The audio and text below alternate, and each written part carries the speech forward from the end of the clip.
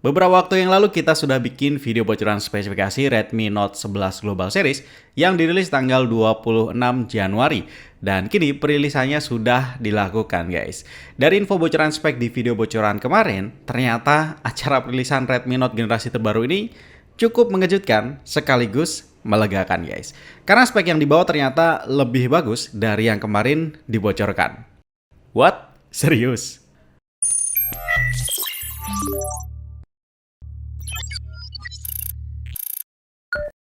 Oke guys, ketemu lagi di Doruma Tekno bareng gua Arif. Kemarin Redmi Note 11 Pro Global Series sudah diumumkan dan cukup membuat gua terkesan. Soalnya dari bocoran spesifikasinya kemarin, kelihatan kalau Redmi Note generasi terbaru ini terkesan hanya menambahkan fitur 5G, charger, dan layar yang lebih halus saja dari generasi sebelumnya. Untuk sektor lain termasuk dapur pacunya masih bisa dikatakan mirip-mirip lah. Tapi ternyata bocoran yang kemarin nggak sepenuhnya akurat dan justru meleset di aspek yang paling penting, yaitu dapur pacunya. Oke, sebelum kita bahas, gue jelasin dulu kalau ada 4 seri yang dirilis hari ini guys, yaitu Redmi Note 11 Pro 5G, Redmi Note 11 Pro, Redmi Note 11S, dan Redmi Note 11. Dua seri terakhir tadi kita bahas di video terpisah aja. Nah, pada bocoran kemarin Redmi Note 11 Pro 5G ini dirumorkan akan menggunakan Snapdragon 690 5G. Eits, kalian salah kaprah kalau SoC ini kalian pikir lebih rendah dari Snapdragon 732G di Redmi Note 10 Pro kemarin. Snapdragon 690 sejatinya lebih unggul dari Snapdragon 732G, walaupun skornya tipis, tapi dia udah support koneksi 5G. Tapi bukan Xiaomi dong, kalau ngasih spek yang tanggung. Ternyata Redmi Note 11 Pro 5G kali ini ditanamkan SoC Snapdragon 695 5G. Yap, SoC yang baru aja dirilis oleh Qualcomm di akhir tahun kemarin bareng Snapdragon 778G. Dibandingkan dengan Snapdragon 732G dan Snapdragon 690 5G, SoC terbaru ini ngasih peningkatan yang ternyata oke banget. Selain sudah mendukung konektivitas 5G, Snapdragon 695 juga memiliki komponen yang lebih unggul, baik itu CPU, GPU, teknologi fabrikasi, set instruksi, dukungan tipe storage, dan tentunya konektivitas. Dengan dukungan konektivitas 5G, membuat Snapdragon 695 lebih future-proof. Dan ini bisa membuat Redmi Note 11 Pro 5G lebih diminati, karena pilihan smartphone 5G terjangkau saat ini masih belum banyak. Jadi berdasarkan data, Snapdragon 695 hanya kalah di clock speed CPU saja dibandingkan Snapdragon 732G, yang mungkin bisa mempengaruhi hasil benchmark CPU-nya juga. Plus Snapdragon 695 ini tidak memiliki akses ke teknologi Snapdragon Elite Gaming karena bukan termasuk chipset G-series-nya Snapdragon. Gimana guys? Nggak jadi kecewa? Atau tetap aja kecewa nih? Tulisin ya di kolom komentar. Oke, lanjut ke tipe lain dulu. Untuk Redmi Note 11 Pro 4G alias yang non 5G, dia menggunakan SoC dari MediaTek bertipe Helio G96 seperti yang kita bahas di video bocorannya kemarin. Chipset ini walaupun dirilis 10 bulan setelah Snapdragon 732G, namun secara performa belum bisa dibilang mengungguli. Snapdragon 732G masih unggul tipis.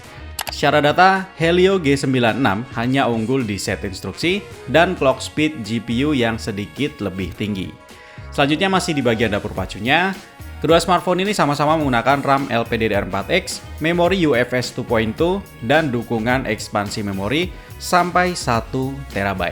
Penggunaan UFS 2.2 ini memungkinkan aplikasi terbuka lebih cepat dan respon time yang lebih gesit dibanding UFS 2.1 pada Redmi Note generasi sebelumnya. Terima kasih buat teknologi Write Booster yang dimiliki UFS 2.2. Untuk antarmuka, kedua smartphone ini sudah menggunakan MIUI 13 out of the box. Redmi Note 11 Pro 5G dan 4G juga memiliki ukuran baterai khasnya yaitu 5000 mAh.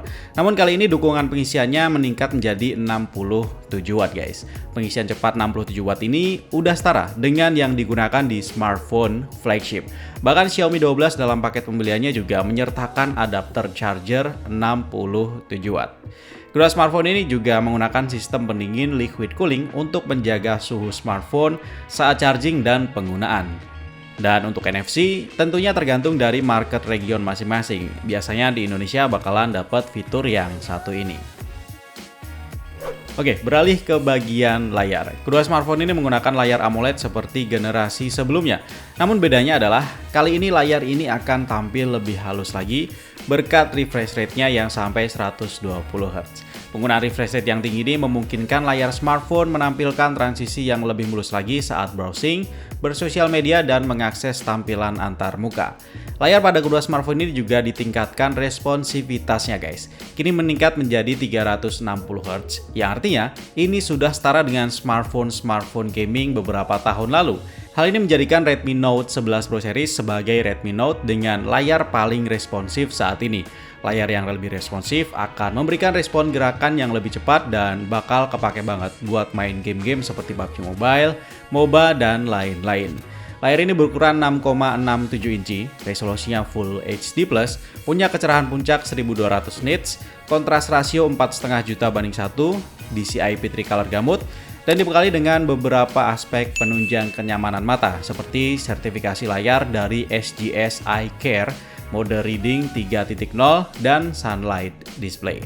Untuk aspek ketangguhan nggak perlu khawatir guys, karena kedua smartphone ini dilapisi kaca pelindung Gorilla Glass 5. Bodi belakangnya juga menggunakan material kaca, namun tidak disebutkan spesifik jenis kacanya. Secara tampilan, Redmi Note 11 Pro Series ini menggunakan frame datar bernuansa retro seperti iPhone 13. Dan keduanya memiliki total 4 varian warna, yaitu Graphite Grey, Polar White, Atlantic Blue, dan Store Blue. Sayangnya walaupun memiliki speaker stereo, namun Redmi Note 11 Pro Series ini tidak menggunakan speaker kolaborasi dengan brand audio seperti Harman Kardon, Dolby, dan lain sebagainya. Ke bagian kamera, kedua Redmi Note 11 Pro ini juga dibekali dengan sensor utama yang sama-sama beresolusi 108 MP berjenis Samsung HM2 dengan ukuran 1/1,52 inci. Resolusi ini setara dengan kamera utama Xiaomi 11 dan juga Samsung Galaxy S21 Ultra. Sensor ini menawarkan detail foto yang lebih bagus dibanding sensor 64 MP pada Galaxy A72 dan juga hasil tangkapan gambar low light yang lebih jernih. Untuk sensor pendukungnya, Redmi Note 11 Pro 5G memiliki sensor 8 MP ultrawide 118 derajat plus sensor 2 MP makro. Jadi total ada 3 buah sensor. Sedangkan Redmi Note 11 Pro memiliki satu sensor tambahan lagi, yaitu 2 MP depth sensor, jadi totalnya ada 4 buah sensor. Untuk kamera depan, Redmi Note 11 Pro 5G dan non-5G memiliki kamera selfie yang sama dengan resolusi 16 MP. Itu dia guys spesifikasinya. Kalau boleh jujur sih, sejauh ini gue tertarik banget sama Redmi Note 11 Pro 5G. Peningkatannya sudah oke banget dan menurut gue sudah cukup mumpuni untuk dipakai di Indonesia sembari nungguin jaringan 5G lebih merata. Setidaknya bisa dipakai sampai 2 tahun ke depan. Nah, tapi kita intip dulu yuk. Berapa nih harga kedua smartphone ini untuk pasar global? Jadi kita bisa perkirakan berapa harga jualnya nanti di Indonesia, karena biasanya harga di Indonesia bakalan lebih murah. Tapi sebelum itu tolong kasih like dulu video ini. Gampang, caranya tinggal kalian klik aja dan gratis. Untuk Redmi Note 11 Pro non 5G dijual dari $299 untuk varian 664, $329 untuk 6128, dan $349 untuk 8128. Redmi Note 11 Pro ini memiliki harga spesial early bird atau pre-order untuk varian 664 dengan harga $279 aja. Lalu untuk Redmi Note 11 Pro 5G, dia juga memiliki total 3 varian penyimpanan dan dijual mulai dari harga $329 untuk varian 664, $349 untuk 6128, dan $379 untuk 8128. Dan ketiga varian ini memiliki harga early bird semua guys. Masing-masing menjadi $299 untuk 664, $329 untuk 6128, dan $349 untuk 8128. Nah itu untuk harga retail resmi di pasar global guys. Dan karena harga jual resmi di Indonesia biasanya bakalan lebih murah, jadi kira-kira seperti ini prediksi Dorma Techno untuk harga jual resmi di Indonesia.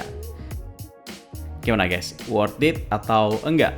Jangan lupa tulisin di kolom komentar. Atau kalau misalkan kalian mau yang lebih murah, coba nanti lirik Redmi Note 11S dan Redmi 11 reguler. Oke segitu aja, jangan lupa like, komen, dan share video ini. Subscribe juga buat yang belum biar nggak ketinggalan update terbaru lainnya. Arif pamit dan kita akan ketemu lagi di video selanjutnya. Wassalamualaikum warahmatullahi wabarakatuh and bye-bye guys.